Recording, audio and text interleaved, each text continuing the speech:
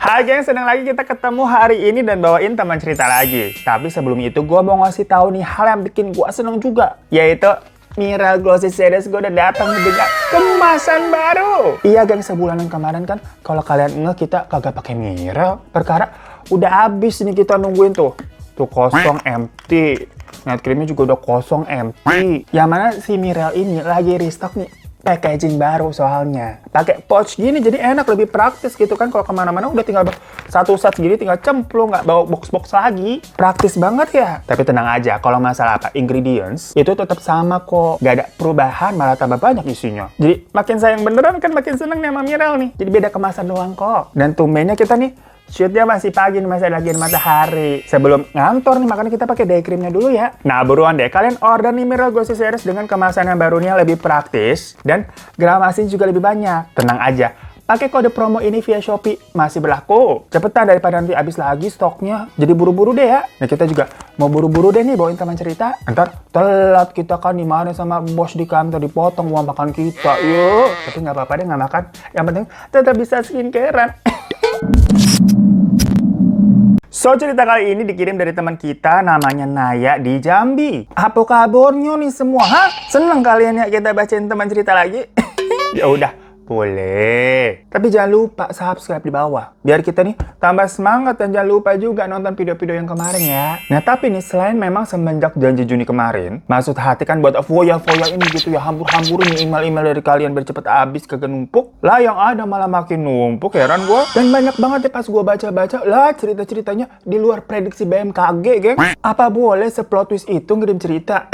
Kayak cerita hari ini nih. Wah, nggak menyangka aku tuh. Tapi disclaimer aja emang ya, buat kalian yang nanya kok banyak cerita-cerita yang gak ketebak. Nah itu emang yang ku suka, gengs. Bukan keripik ku suka ya, tapi emang cerita-cerita begitu yang gue demen. Yang pas dibaca-baca nih, kirain alur udah ke kiri lah, tau-tau ke kanan. Macam emak-emak naik motor gitu ya. Nggak ketebak dah dia mau balik kemana. Ya udah jadi dengerin aja. Seru nih ceritanya nih. Dimana Naya ini menceritakan kejadiannya itu di tahun 2021. Ya baru setahun kemarin berarti nih. Yang mana Naya ini tuh anak tengah dari 3 bersaudara. Kakaknya nih yang paling tua itu ada namanya Kak Roni. Sudah rumah tangga, udah punya istri. Istrinya namanya Mbak Sukma. Tapi mereka ini konteksnya masih tinggal bersama keluarga Naya ya. Jadi satu rumah tuh numplak bapak, ibu, Karoni sama istrinya Naya dan adiknya. Adiknya Naya ini namanya Reza. Yang kalau di rumah dipanggilnya Eja begitu, iso imut loh. Nah waktu di tahun 2021 itu, Naya nih tahun lalu masih kelas 3 SMA. Dan Reza itu kelas 3 SMP. Di rumah nih sebenarnya kehidupannya Naya biasa aja. Kakak iparnya tadi tuh Mbak Sukma, itu juga baik sama dia. Pokoknya nggak gimana-gimana juga lah. Paling salah satu masalah yang ada nih kalau dikorek-korek gitu, seputar permasalahan rumah tangganya Karoni sama istrinya tuh Mbak Sukma.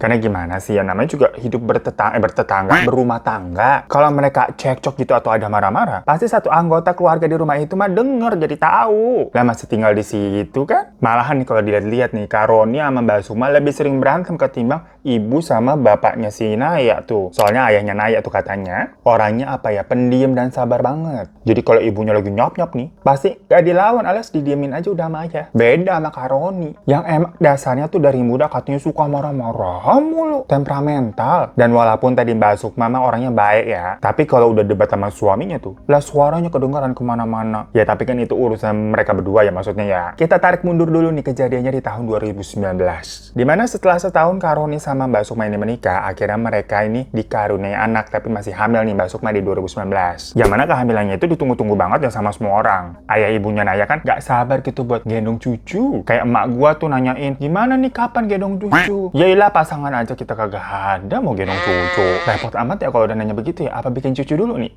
Astagfirullahaladzim, tadi mak gue suruh gendong tuyul aja deh biar kaya. Pokoknya ayah sama ibu nih sayang banget ke Mbak Sukma, memperhatikan kondisi kehamilannya bagaimana nih, kamu jangan capek-capek, jangan begini, jangan begitu. Dimasakin terus pokoknya macam diterik kayak Tuan Putri. Nah singkat cerita nih, anaknya akhirnya hamil, dikasih nama Satria. Biar jadi Kesatria katanya cenah. Cuma Naya ini nggak bilang nama panjangnya siapa ya. Jangan-jangan Baja Hitam begitu. Jadi Satria Baja Hitam.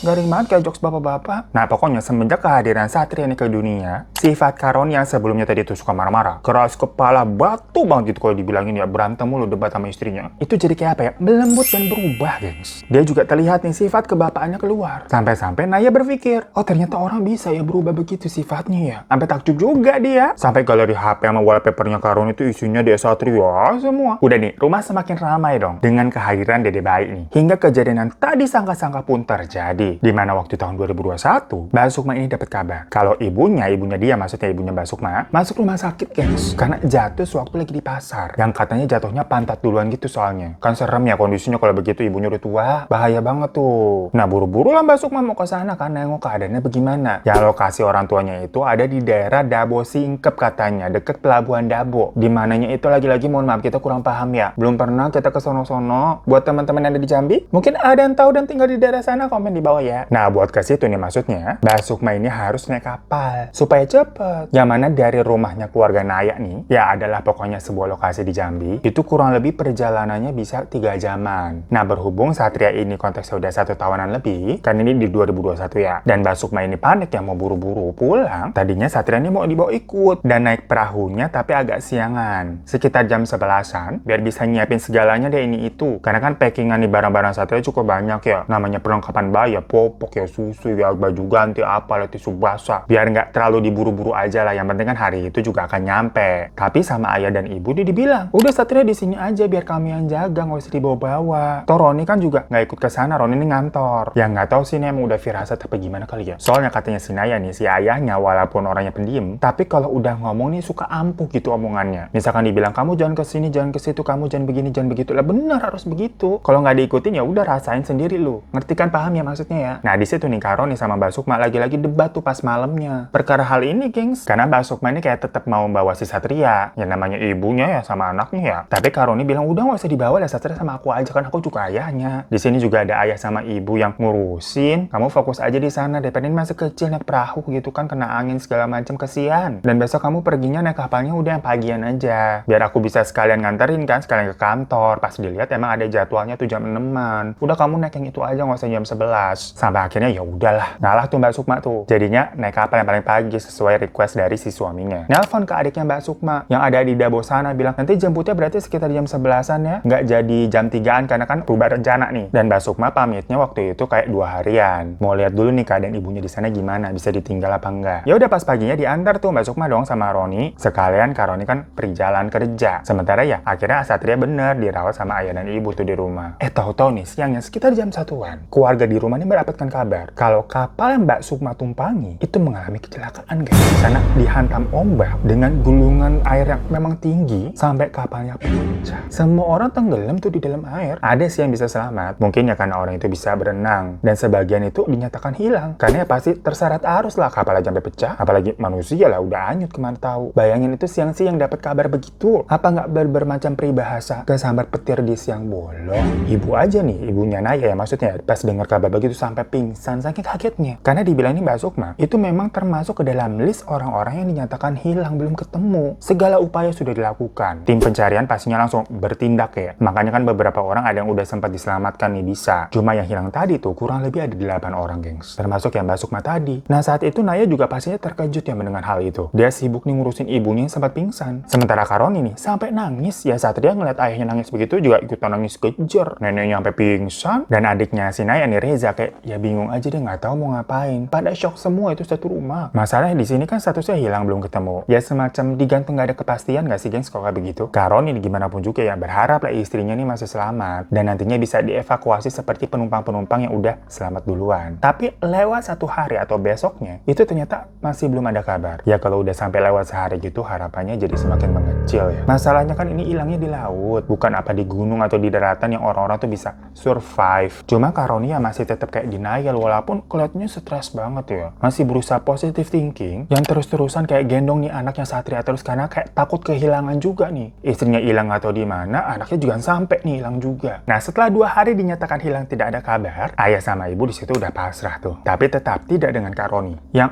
Terpukul banget lah, masa istrinya tahu-tahu udah nggak ada secara mendadak, mana ini anaknya juga masih kecil baru setahun. Belum lagi ternyata pihak keluarganya dari Mbak Sukma itu seperti menyalahkan Kak Roni, gengs. Ya mungkin karena semua orang lagi pada masih shock ya, belum bisa berpikir jernih kalau semua ini memang sebuah musibah. Siapa sih yang nyangka, nggak ada yang tahu lah. Cuma keluarga dari Mbak Sukma seperti menganggap kejadian atau jadwal keberangkatan dari Mbak Sukma itu kan berubah atas permintaannya Roni. Soalnya keluarga Mbak Sukma, terutama adiknya, kan taunya Mbak Sukma ini naik kapalnya jam 11. Dimana adiknya itu disuruh jemput nih awalnya di pelabuhan sekitar jam 2:30-an. Mbak Sukma kan sempat cerita tuh malam-malam waktu nelfon ke adiknya ya, rencana berubah. Soalnya dia mau naik yang kapal pagi sekalian biar suaminya bisa nganter. Awalnya adiknya Mbak Sukma ini keberatan. Bukan apa-apa. Karena kebetulan pada hari itu dia ada keperluan nih ceritanya sampai jam 12. Nah kalau dari rencana awal jemputnya 2:30-an, cocok dong bisa. Jam 12 udah kelar terus dia jemput tuh kakaknya ke pelabuhan. Tapi berhubung di sini plannya berubah, Mbak Sukma ini naik kapalnya pas pagi, berarti kan dia harus jemputnya sekitar jam 10, jam 11. Nah, belum kelar itu urusan adiknya. Mbak Sukma sempat bilang, iya ini soalnya disuruh sama Kak Roni. Kalau kamu nggak bisa jemput, nggak apa-apa, kakak naik ojek aja. Tapi adiknya kayak nggak enak, jadi ya udah diiyain. Nah, di situ kan berarti adiknya tahu kalau ternyata yang nyuruh pagi itu adalah Kak Roni. Coba aja kemarin misalkan Kak Sukma ini jadinya tetap yang berangkat jam 11. Mungkin kejadiannya tidak seperti ini. Ya intinya tadi tuh, semacam menyalahkan sebagai bentuk kekecewaan. Cuma ya, lagi-lagi namanya musibah, siapa yang tahu sih? Ternyata hari itu ombaknya kenceng sampai menyeret kapalnya tuh terombang-ambing ya. Yang harusnya udah nyampe jam 10, jam 11, sampai jam 12 masuk ke tengah laut, sampai akhirnya pecah. Nah tapi Naya ini juga cerita kalau basicnya keluarga dari Mbak Sukma itu memang semacam agak tidak suka sama Kak Roni. Jadi di awal pernikahannya tuh agak tidak direstuin. Ya alasannya nggak usah kita jabarin di sini ya. Dan dengan adanya kejadian ini, keadaan Kak Roni yang padahal udah terpukul banget ya dengan berita seperti itu, ditambahin lagi semacam kayak dimarahin, dimaki-maki sama keluarga istrinya. Sampai dibilang bahwa sialah, sengaja mau ngebunuh istrinya lah. Pokoknya yang gitu-gitu deh. Jadinya tambah stres itu Kak Roni. Pokoknya setelah hari kedua itu, di mana Mbak Sukma masih dinyatakan hilang, dan tahu-tahu Kak Roni ini mendapatkan sebuah makian telepon dari keluarga Mbak Sukma. Kak Roni ini tampak lesu dan ngunci diri aja di dalam kamar. Sementara Satria ini dipegang sama ayah dan ibu. Pokoknya ini abis nerima telepon itu tuh ya, Kak Roni yang awalnya gendong Satria terus, langsung nyerahin Satria ke ayah dan ibu gitu loh. Kayak langsung gak punya tenaga. Dan Naya masih mendengar tuh tangisan Kak Roni dari dalam kamar gitu kan, kasihan ya. Nah besoknya nih, di hari ketiga, Kak Roni ini pergi. Bilang katanya mau ke kantornya tim rescue buat nyari info lah. Ya udah tuh pergi. Sedari kemarin pokoknya Kak Roni ini cuti. Nggak bisa fokus kerja, dia bolak-balik sana sini nyariin info tentang istrinya. Nah pas malamnya pulang, mukanya masih murung tuh. Yang menandakan memang belum ada perubahan apa-apa, belum ada info. Masih belum ketemu dan lagi-lagi masuk kamar ngunci diri. Sampai di hari ketujuh, gengs. Mbak Sukma ini dianggap memang sudah tiada. Karena ya belum ketemu udah seminggu. Istilahnya ya udah nggak ada harapan memang. Tapi tahu-tahu ada yang mengetuk pintu rumah. Naya inget banget waktu itu tuh sore-sore menjelang maghrib. Naya yang bukan sendiri soalnya itu pintunya. Dan pas dibuka, dia bener-bener kaget karena yang berdiri di depan pintu itu adalah Mbak Sukma. Naya sempat terdiam tuh beberapa saat kayak nggak percaya. Ini dilihat beneran atau mimpi? Soalnya di situ Mbak Sukma ini nangis-nangis. Saking kagetnya, ya Naya juga ikutan nangis. Karena bahagia ini melihat kakak iparnya ternyata selamat. Langsung teriak kayak, "Mama!" gitu manggil ibunya. Ya datang ibunya nyamperin. Ngelihat Mbak Sukma nih, ibunya teriak-teriak, maksudnya kayak kaget, bercampur bahagia begitu. Mendengar kehebohan ibunya itu, seluruh anggota keluarga juga jadi pada ngelihat. Pada pergi kan tuh ke pintu depan. Ya orang-orang semuanya shock. Kak Roni pun matung sebentar gitu diem. Abis itu dia langsung jalan untuk meluk istrinya. Pada nangis itu satu keluarga. Ya mungkin masih shock dengan kejadian yang dialami ya. Mbak Sukma ini tampak kelelahan banget gitu dan pucat. Dia langsung dibawa ke kamar nih sama Kak Roni untuk beristirahat. Padahal ya keluarga kan masih bertanya-tanya, ini gimana ceritanya nih? Setelah 7 hari nggak ada kabar, kok tau-tau bisa selamat? Ya tapi ya udahlah, yang penting Mbak Sukma ini udah bisa pulang. Itu juga kan udah malam ya. Jadi ayah sama ibu membiarkan Mbak Sukma ini untuk istirahat. Nah udah nih sampai akhirnya larut malam, Naya tidur. Udah bertidur nih, tau-tau dia dibangunin sama adiknya tuh si Eja. Kayak, kak bangun kak katanya. Naya bingung nih, tumben-tumbennya adiknya masuk kamar terus bangunin dia malam-malam. Kayak ada apa? Nah si Eja nih bilang, sedari tadi dia mendengar suaranya Mbak Sukma tuh nangis-nangis dari dalam kamar. Jadi kebetulan memang kamarnya Reza itu sebelahan persis, dempet-dempetan sama kamarnya Kak Roni. Jadi dia dengar banget tuh berjam-jam nangisnya. Ya selain memang keganggu ya, Reza juga takut kenapa-napa tuh nangis mulu. Dari jam 12 malam sampai pas bangunin Naya nih jam 2 pagi, 2 jam nangis terus. Masa iya nangis gak berhenti-berhenti? Nah Naya dari kamarnya kayak berusaha dengerin, emang ada ya orang nangis suaranya.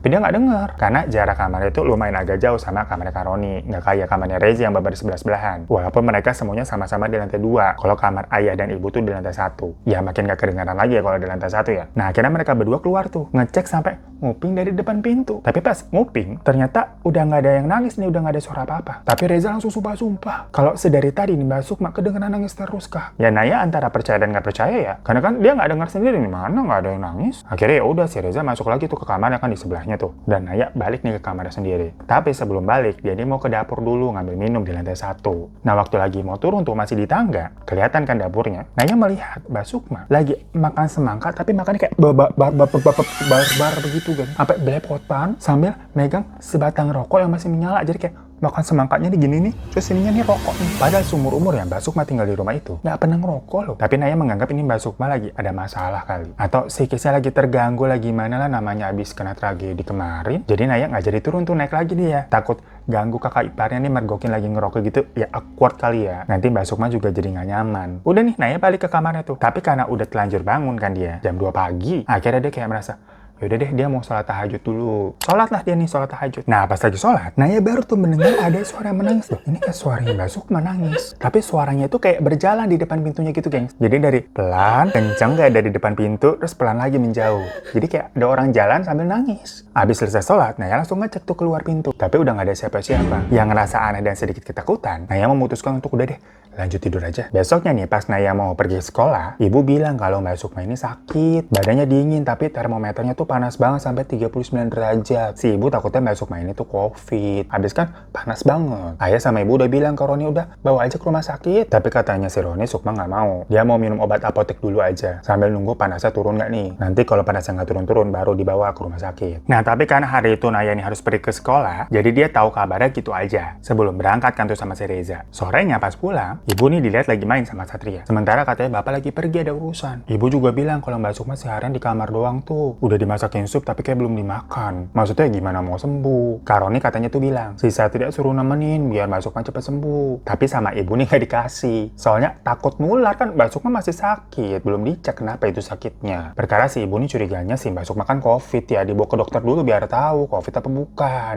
Kak Roni tetep ngotot katanya, nggak usah, ntar aja dibawa ke rumah sakitnya gitu. Yang nggak dikasih jadi itu Satria tuh. Ya Naya kan dengerin curhatan ibunya aja ya. Habis itu dia balik lagi ke kamar. Waktu lagi mau masuk, tiba-tiba dia denger tuh di lorong tuh suara Mbak Sukma nangis. Ya karena khawatir dari kemarin nangis mulu kayak sinetron. Naya ketok lagi pintu kamarnya tuh. Dan dibukain sama Kak Roni nanya kenapa. Ya si Naya balas nanya dong. Itu Mbak Sukma nangis terus kenapa dari semalam loh. Tapi kata Kak Roni demamnya nggak turun-turun. Badannya terasa sakit semua katanya gitu. Makanya nangis, nggak tahan. Ya kalau nggak tahan gitu kenapa nggak dibawa ke rumah sakit? Iya katanya ntar malam kata Kak Roni gitu. Kamu bilangin ibu deh tuh. Mbak Sukma kangen sama anaknya. Biar dibolehin megang lah. Bawa ke sini. Ya Naya kan juga kasihan ya jadinya ya. Dia paham lah namanya seorang ibu. Kepisah nih udah semingguan gak ketemu anaknya. Balik-balik agak boleh ketemu juga lah gimana. Yaudah akhirnya Naya nih ke kamar ganti baju. Terus turun lagi tuh buat bujuk ibunya. Tapi si ibu juga ternyata agak batu. Ya menurut Naya sifat batu nih Kak Roni ini nurun dari emaknya emang sama aja berdua. Si ibu tetap bilang ya jangan nonton nular ini. Satria masih kecil kesian. Udah dibawa aja dulu ke rumah sakit, susah banget sih. Kalau emang ternyata nanti cuma demam ya ibu kasih juga kok Satria boleh dipegang. Cuma lagi-lagi Naya bilang kalau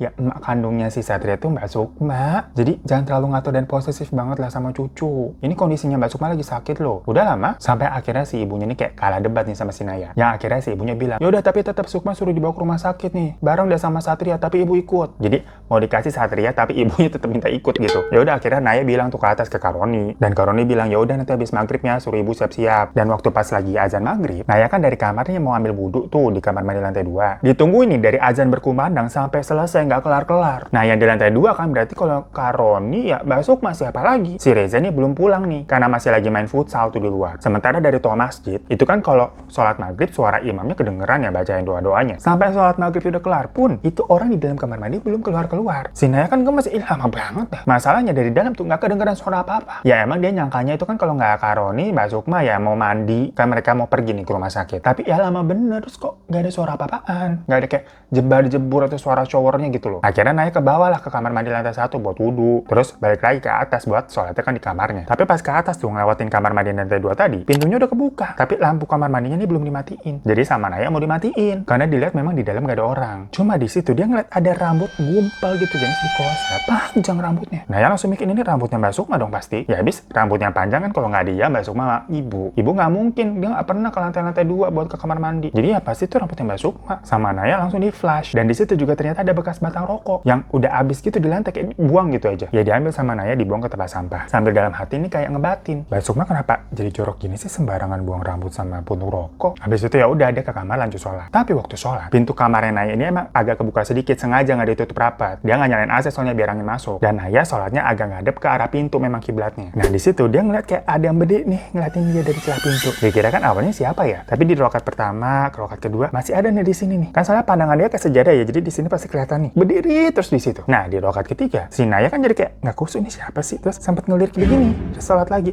Ternyata si Mbak Sukma ngeliatin aja gitu dari celah pintu. Nggak tahu maksudnya kenapa. Sampai Naya akhirnya kayak agak ngeri dan cepet-cepet tuh sholatnya. Pas sudah selesai gitu kan assalamualaikum kelihatan tuh Mbak Sukma pergi. Kelihatan perginya. Naya sampai kayak ngelongok gitu ya.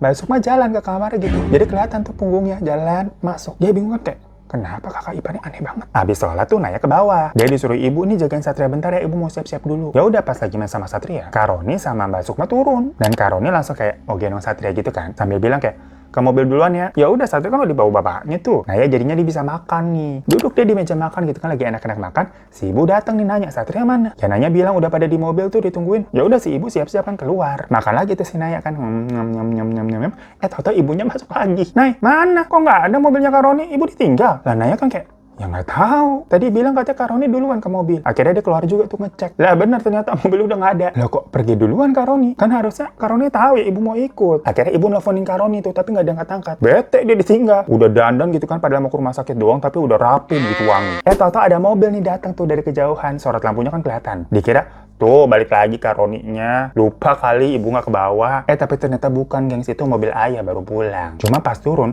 mukanya ayah kayak tampak linglung. Si ibu bukannya nanya ayah kenapa begitu ya, malah langsung nyerocos dibilang katanya ditinggalin sama Roni. Orang saya lagi siap-siap gitu kok langsung pergi aja gitu bawa Satria sama Sukma. Kan saya mau ikut. Ngomel-ngomel gitu kelas emak-emak. Dengar begitu ayah kayak tambah bingung gengs. Dan dia buru-buru langsung masuk rumah. Padahal ibu belum selesai nyerocos nih. Tapi kan ayah biasanya emang diem aja gitu ya walaupun ibu ngomel-ngomel. Si ayah nih masuk sambil tetap tuh diikutin ibu tuh sambil cerita dia ngomel. Tapi tahu-tahu tumben-tumbennya si ayah pas masuk langsung naik ke lantai 2. Sampai si ibu nanya, "Mau ngapain, Pak?" Naya ngeliatin aja tuh dari lantai 1 kan orang tuanya tuh naik ke lantai 2 gitu ribut banget. Dia mau lanjut makan lagi aja masa bodoh. Karena dikira kan ya udah sih ditinggal ke rumah sakit aja heboh banget emaknya. Si Karoni ini sampai ninggalin juga pusing kali denger celotehan ibunya terus tuh. Tapi tahu-tahu terdengar kayak ada suara dobrakan pintu yang keras banget sambil ada juga suara ibu yang teriak-teriak kayak, "Papa, kenapa, Pak? Kenapa, Pak?" Ya akhirnya Naya ke atas juga dong ngecek dan dilihat bapaknya lagi dobrak-dobrak pintu kamarnya Kak Roni gitu. Karena pintu kamarnya dikunci. "Kenapa, Pak?" tanya si Naya juga kan. Tapi bapaknya tetap nggak jawab tuh. Didobrak-dobrak terus tuh nggak bisa. Sampai si ibunya dibilang, udah Pak, nanti rusak. Pakai kunci cadangan aja dulu, nanti rusak mahal ini benerinnya." Lagi-lagi tipe ke emak-emak ya lebih takut barang-barangnya rusak begitu. Ibu langsung lari ke bawah tuh ngambil kunci cadangan. Pas dikasih ke ayah ya udah langsung dibuka. Di dalam sih terlihat kayak nggak ada apa-apa. Tapi si bapak kayak menggeledah-geledah gitu dari laci, lemari gitu semuanya dibukain. Sampai ibunya bingung kayak ketakutan. Ngelihat bapak ini nggak pernah begini loh. Naya kan juga bingung ya. Di laci nih si bapak nemuin kayak ada beberapa obat dan pil yang ternyata tuh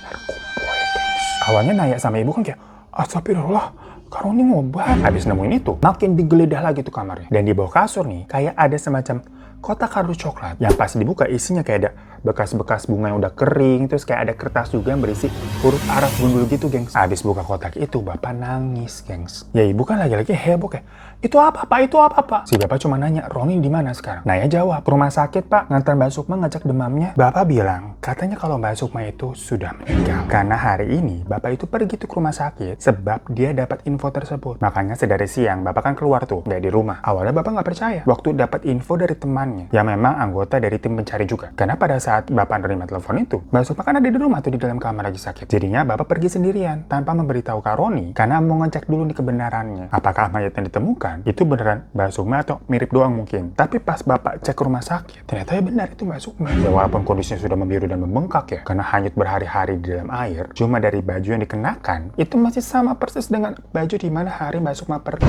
Masih utuh bajunya, kayak. Ayah yang kaget nggak langsung pulang, karena dia bertanya-tanya, gimana gimana ceritanya nih Mbak Sukma bisa ada di rumah? Lalu dia cerita tuh ke temennya, yang akhirnya ngebawa si ayah ke orang pintar. Dibilang katanya sepertinya anak bapak, maksudnya Kak Roni, itu telah memanggil jin korin yang memang menyerupai istrinya agar seolah-olah istrinya kembali hidup. Makanya dari situ bapak buru-buru pulang dan menggeledah tuh kamar Kak Roni. Dan bener aja, ketemu tuh kayak ada surat yang isinya huruf Arab gundul, yang tadi tuh ternyata itu adalah doa untuk memanggil jin korin. Jadi sebelumnya sepertinya Kak Roni ini melakukan apa ya, semacam pemanggilan-pemanggilan gitu. Ya ibu sama Naya nggak percayalah. Jelas-jelas kan mereka melihat wujud Mbak Sukma ini jelas. Walaupun pas ayah cerita begitu, si Naya agak-agak mikir lagi.